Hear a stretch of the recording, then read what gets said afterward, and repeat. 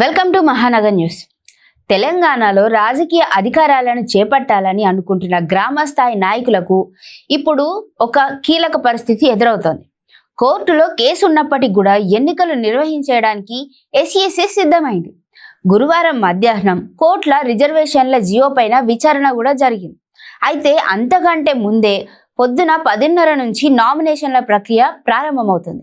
ఇలా ప్రారంభంగా అయిన వెంటనే నామినేషన్లు వేయాలని కాంగ్రెస్ పార్టీ నేతలకు సూచించింది.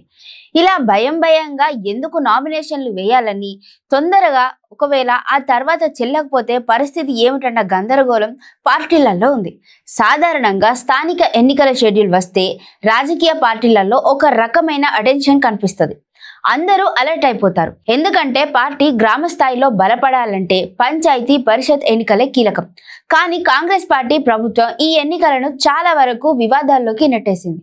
కోర్టు కేసులో పెట్టేసి ఎన్నికలు నిర్వహిస్తోంది. జరిగేది పంచాయతీ పరిషత్ ఎన్నికలే అయినా ఆ స్థాయి నేతలు తమ శక్తిని మించి ఖర్చు పెట్టుకోవాల్సి వస్తుంది.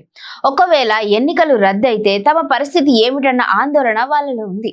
ఇతర పార్టీలలో కూడా ఈ ఎన్నికలు కొనసాగుతాయన్న నమ్మకం కూడా లేదు. ఎందుకంటే కాంగ్రెస్ పార్టీ ప్రభుత్వం ఆర్గానిక్ గా ఎన్నికలు నిర్వహించాలని అనుకోవడం లేదు. బీసీ రిజర్వేషన్లకు హామీ ఇచ్చాం కాబట్టి ఎలాగోలా జీవోలు ఇచ్చేసి ఎన్నికలు కాని చేద్దాం అనుకుంటున్నారు. కానీ అవి కోర్టు కేసుల్లో పడితే ఇబ్బందులు వస్తాయని అనుకోవడం లేదు. అలాంటిది ఏదైనా జరిగితే ఇతర పార్టీల మీద నెట్టేయచ్చు అనుకుంటున్నారు. అది రాజకీయమే. అలాంటి రాజకీయం వల్ల మైనస్సే గాని పార్టీకి ఎలాంటి ఉపయోగం ఉండదు. రేవంత్ రిస్క్ తీసుకుంటున్నారా అంటే, రాజ్యాంగాన్ని సవరించకుండా రిజర్వేషన్లు ఇయ్యలేమని, మోదీని దింపేసి రాహుల్ని ప్రధానిని చేసి రిజర్వేషన్లు ఇస్తామని రేవంత్ కూడా ప్రకటించారు.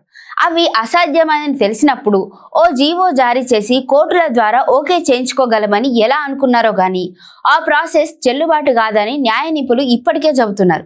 ఎన్నికలు జరిగినా చెల్లకుండా పోయే ప్రమాదం ఉందంటున్నారు. అందుకే ఈ ఎన్నికలు ఆర్గానిక్ కాదని నమ్మలేమని రాజకీయ పార్టీల క్యాడర్ కూడా ఒక నిర్ణయానికి అయితే వచ్చేసినాయి.